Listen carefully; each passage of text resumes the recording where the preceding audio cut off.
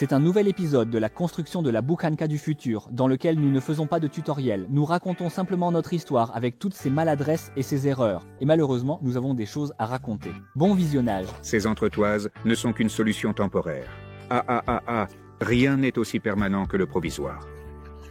Théops, on va installer une pyramide ici temporairement, puis on la remplacera par quelque chose de plus sérieux. Oui, nous avons vraiment fabriqué des entretoises douteuses il y a quelques épisodes et dit que c'était temporaire. Voilà, le moment est venu. Maintenant, Valera va retirer la roue et nous pourrons à nouveau admirer notre invention. Évidemment, avec de telles entretoises, on n'ira pas bien loin. En fait, on a simplement pris un morceau de tuyau métallique, puis on l'a soigneusement soudé comme ça, de cette façon-là, et ensuite on a pris la décision de compenser le manque, c'est-à-dire le manque de largeur du pont.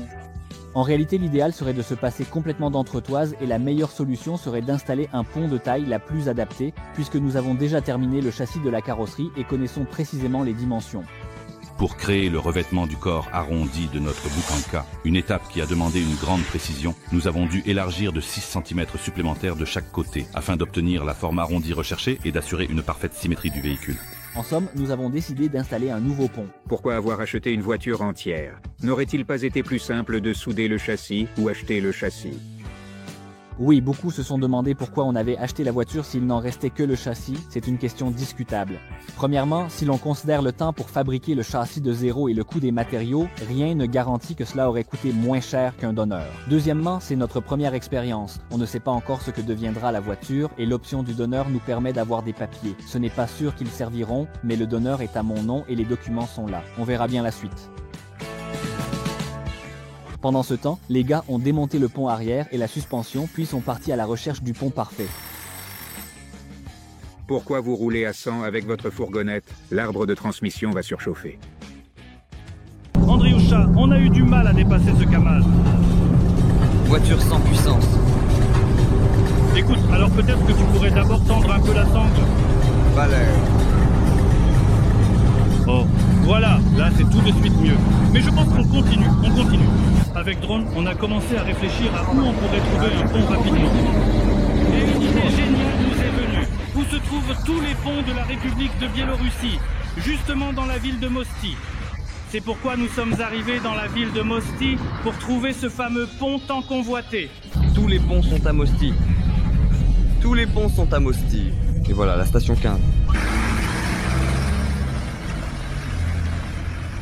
Que de trésors. Où est le petit pont? Alors, les gars, regardez, en voilà un. De ce genre-là, comme ça. Tambour, ça... Posez boum. Oui, car sur photo, il était sans tambour. Le voilà. Oui, en voici un, en voilà un autre. Tout est entre vos mains. D'accord. Occupé. C'est clair. Mesurez, prenez les mesures. Mesurez la jante. 428. Oui. Bon, allons estimer la largeur, Valera. Super, c'est génial. 185 même. Et il nous faut... Faut 170. Oui, parfait. Parce que le midi fait 145 et celui-ci 184. Au final, plus de 30. Parfait. En gros, les entretoises seront minimales et en plus il est plus large de 40 cm, ce qui est vraiment un avantage pour nous. Donc c'est parfait. 5, eh bien c'est super, ça nous convient parfaitement. Hourra, on n'est pas venu pour rien, c'est encore mieux. Mais ce que j'aime ici, c'est qu'il est plus complet. Donc il n'y a pas de tambour de ce côté. Oui, on peut demander le tambour, mais tu vas devoir le tourner, là il ne se dévissera pas. Bon, écoute. Et celui-ci est plus complet, mais il l'a déjà perdu. Ah voilà, celui-là, il pensait au tambour, parlons plutôt de celui-ci. Super palaré. Et la minute scientifique, elle n'est pas nécessaire. Oh. Bon. C'est un sprint. Non, celui-là, Valera, cette tige ne nous sert à rien, parce qu'il n'y en avait pas non plus sur le modèle Midi, celui-ci était monté sur ressort. Bon, peu importe, c'est normal, minimal, mais parfait. Il n'y a pas de jeu, c'est super. Bon, d'accord, c'est d'usine. Ici, on va négocier le prix avec les gars, mais allons voir là-bas ce qu'il y a. Et pour l'argent aussi, parce que tu vois, il y a un peu de jeu. Où allez-vous, en fait, au juste? C'est un projet de Saint-Pétersbourg. Pour une chaîne YouTube? Oui, donc celui-ci là. Celui-ci, attends. Tiens-le ici, et moi j'irai voir là-bas, ou alors faisons comme ça, mais combien celui-là? 350. Je peux vous le laisser au même prix, de toute façon on en a 3. Promouvoir blogueur biélorusse. Allez, 300. D'accord? Et il y aura de la pub. Non, la pub ici pour nous c'est... À quoi bon une bonne action? Attends, bon, 300 roubles. On charge? Oui, dans cette carriole.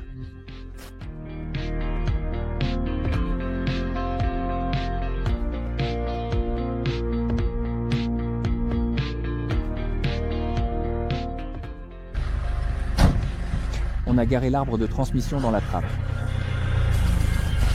Je garde.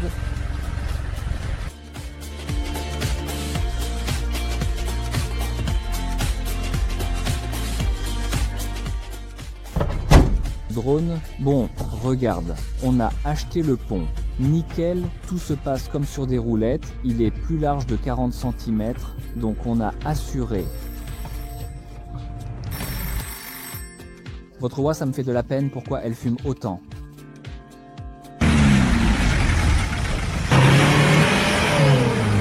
On a passé la moitié de la journée en route et maintenant le nouveau pont est dans notre atelier. On voit clairement la différence. Ce pont, celui de l'Isuzu, il reposait sur les lames de ressort. C'est-à-dire que les lames étaient en dessous, enfilées. Et donc, le pont reposait sur les lames de ressort. Ce qu'on ne peut pas dire du pont du LT. Les ressorts reposaient dessus, par le dessus. Alors qu'est-ce qu'on fait? On enlève la barre panhard, puis on découpe tous les supports. On découpe aussi ses coupelles, on découpe les fixations des lames de ressort et on les déplace de l'autre côté. Il faudrait mettre une boucanka d'origine à côté, sinon ce n'est pas clair. Quelle est la taille de votre serre? Bonne idée de mettre 2 pins côte à côte.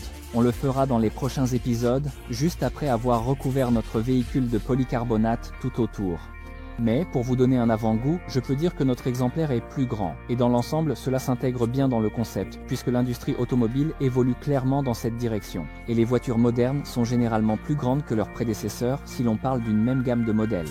La seule exception, ce sont probablement les énormes barges américaines du siècle dernier. Et étant donné que le nom de code de notre projet est Bucanka 2077, une telle taille est tout à fait justifiée. Au final, après quelques heures par Valera, tout le superflu a été retiré du pont et il a pu démonter proprement le pont d'origine. Voici la fixation principale.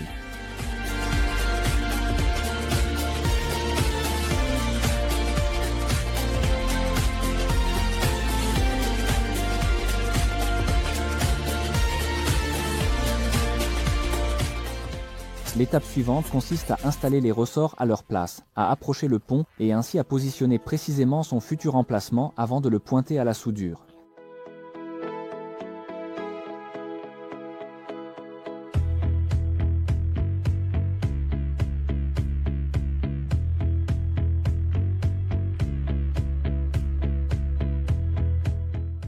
Après cela, on démonte à nouveau le tout, on soude les fixations et on continue d'avancer.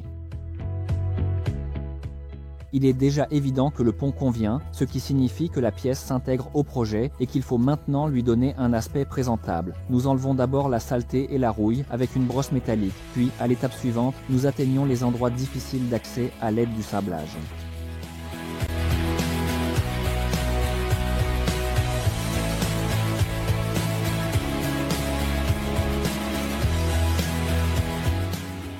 Après avoir tout sablé, il faut impérativement apprêter et peindre les pièces, car une surface sablée commence très rapidement à rouiller et à se détériorer à nouveau. C'est exactement ce que nous avons fait.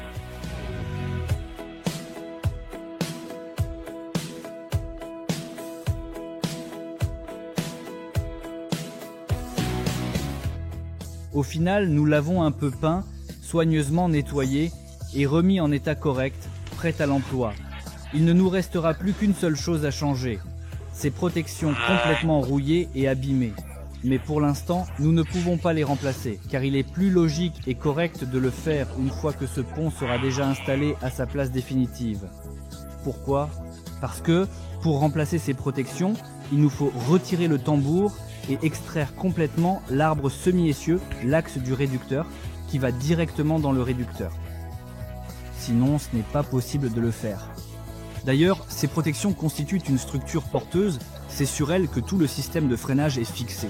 Voici par exemple celle provenant de l'ancien pont. Bonjour à tous, je suis Alex, le créateur et l'inspirateur de l'atelier Axis Garage. Je suis très heureux de vous présenter le premier produit en série de notre atelier. Il s'agit d'un kit en bois naturel qui se transforme en un panneau mural en relief. Il peut servir aussi bien de magnifiques cadeaux que d'éléments de décoration, d'ornements pour votre intérieur ou de pièces de votre collection automobile. Nous avons parcouru tout le chemin de la création du produit, de l'idée à la production en série, par nous-mêmes, et nous en sommes très fiers. Nous avons déjà réalisé une série pilote et beaucoup de nos amis et proches l'ont apprécié à sa juste valeur. Nous croyons que notre création trouvera un écho dans vos cœurs et que tous ceux qui sont passionnés par l'histoire de l'automobile, le design et les voitures classiques nous soutiendront sans aucun doute.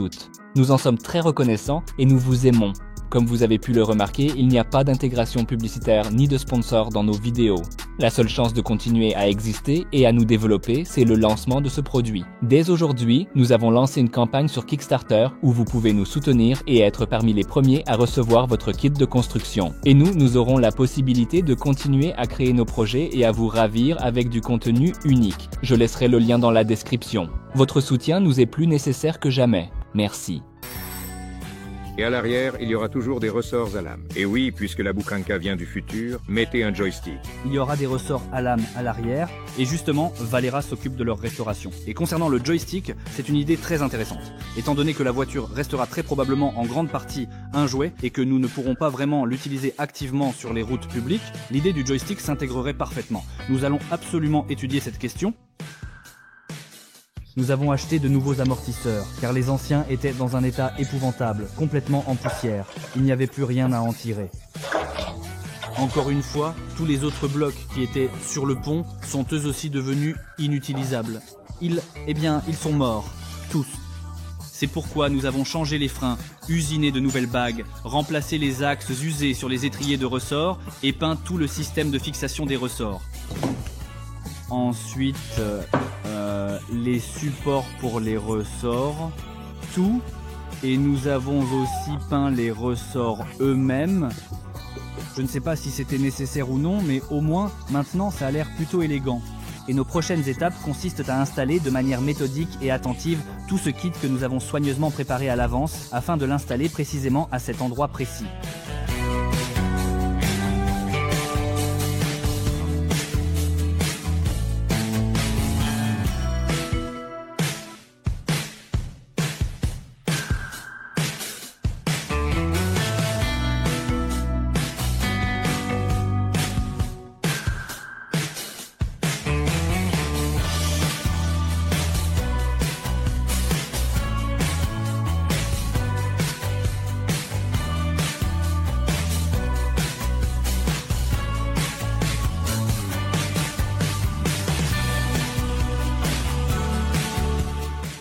Au final, il a fallu plusieurs heures pour l'installation et à la fin, voici le résultat que nous avons obtenu. Comme vous pouvez l'imaginer, c'est une entreprise coûteuse. Ce projet est réalisé pour le plaisir et n'existe que grâce à votre soutien. Et la meilleure façon de nous soutenir, c'est de partager la vidéo où vous pouvez. Quelques commentaires et un like sont aussi importants. Merci et que la hache soit avec vous.